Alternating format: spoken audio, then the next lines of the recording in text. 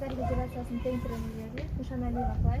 Мен Микулова Яна. Өзүңүздү тааныштырып кетесиз. Саламатсызбы. Мен Анарбеков Эрболот 1996 жылы ушул айында жарык дүйнөгө келгем. Ушул айдын тургуну болуп, кандай суроолор болчу? Рахмат. Эгемендүүлүк күнүнө канча жыл болду?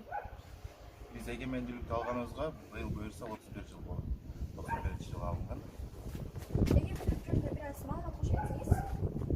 Эгемендүүлүк жөнүндө айта турган болсок, албетте бул биздин Азияда эң алгачкылардан болуп, Кыргызстан үчүн, ошо кыргыз эли үчүн жүгүргөн инсандар көп болгон. Ошолордун артында биз толук кандуу эгемендүүлүктү алганбыз. Эгемендүүлүктү алуу бул албетте оңой эмес. Канчалаган тер, канчалаган эмгек жатат анын аркасында. Чоң рахмат. Кыргызстан биздин жалпы үйүздүгүнгө кандай карайсыз?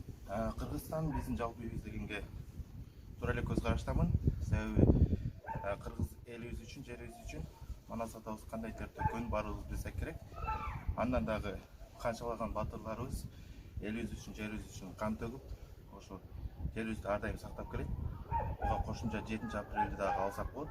Элибиз үчүн, тынчтык үчүн, биздин келечек үчүн аябай чоң салым кошуп, жолубузду ачып берген десек болот.